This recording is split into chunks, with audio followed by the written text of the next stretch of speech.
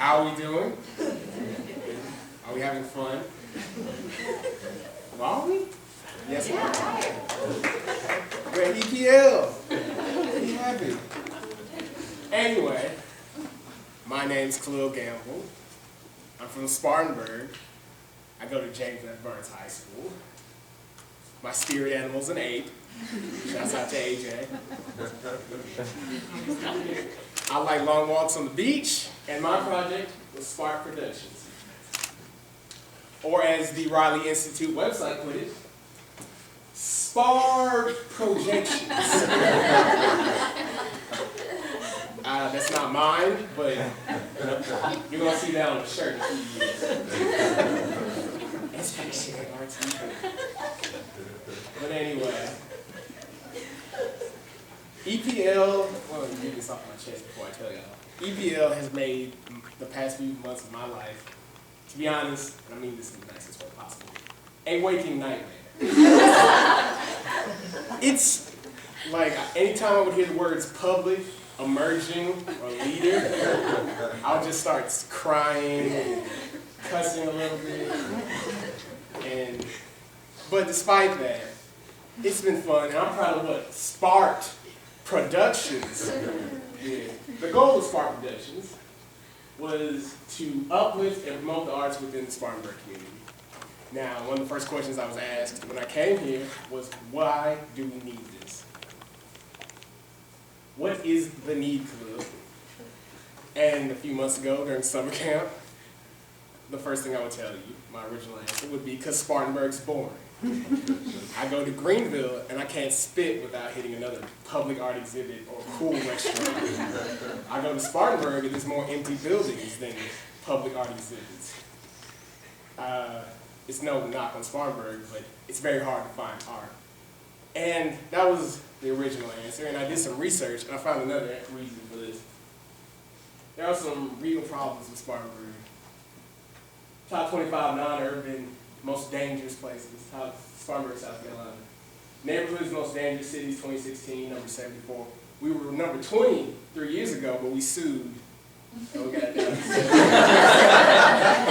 74. Most dangerous neighborhoods in America. Top 5, Spartanburg, South Carolina, Washington Heights. 10 most dangerous cities in South Carolina, number 4, Spartanburg. Now, some people would say that these are some overblown and maybe a little out of unrealistic statistics, but I don't want to look that up. When I look up Spartanburg, I don't want to see this. That's not a good thing. So, how would I fix this? We won't cure boredom or end the crime rate, but we could take steps to better the perception of South Carolina and how people see it. Like, instead of when you look up Spartanburg, you find man found dead in Spartanburg car after weeks of rotting. You find local Boys and Girls Club painting a mural on the side of an empty building.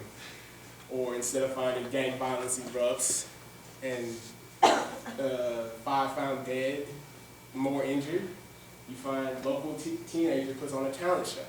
See, this is what Spark Productions would do. We would put on little events to help better the perception of Spartanburg and how people see it, and they would go viral, hopefully, and they would better how people see it. So we had a few missteps on the way.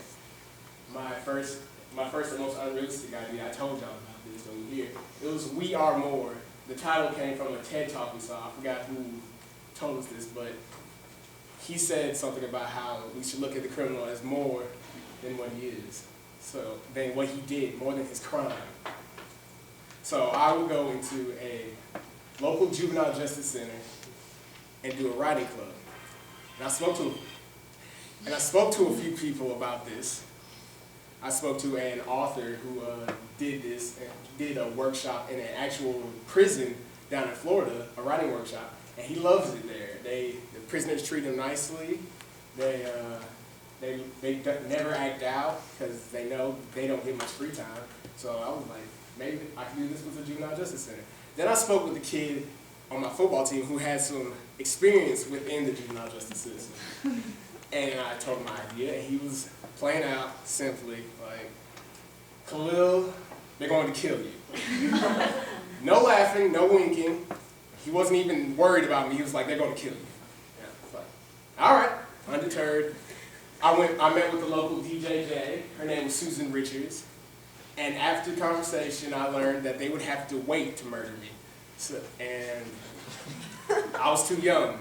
So it was on to the next idea.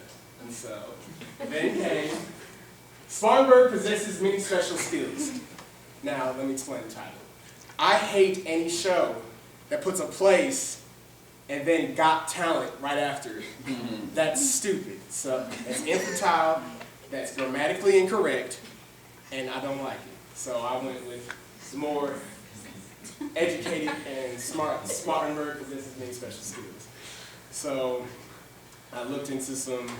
I was really determined to do this because We Are More took a lot longer than I thought it would. So I really went hard at this. I wrote up a business letter to get donations. I thought of online ads I could do. I looked up how much it costs to get roadside posters. But my mom broke it to me that due to football, I play football, I wouldn't have time to do this right. So I had to put it to the side and move on to the next idea. Story time with Santa. Honestly, this was desperation. Like, I was getting emails from Melanie, like, could you give me an update on your project? Could you give me an update on your project? And I was like, oh my gosh, she's just like talking about, Khalil hasn't seen me yet. Everyone's telling me about how they're taking pictures at homeless shelters or speaking at soup kitchens or doing in libraries, and Khalil's just quiet.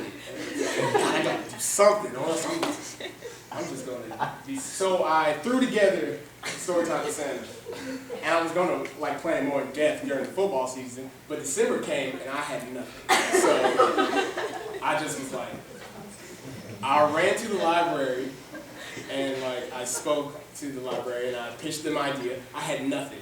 I was just like, kids. It was basically like the drama kids would dress up as Santa Claus and the elves, and I would read stories and they would act them out. And it's not the best idea, but it was desperation. And like, they liked it, but then I saw how much a Santa Claus costume cost.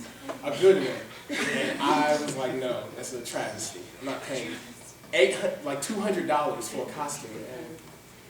And I know what you're thinking, I could have gotten it from a Goodwill but I didn't really like this idea. So it was on to the next one. And the next one was the Traveling Improv Comedy Show. Now, this was kind of like a culmination of a bunch of half-cooked ideas put together.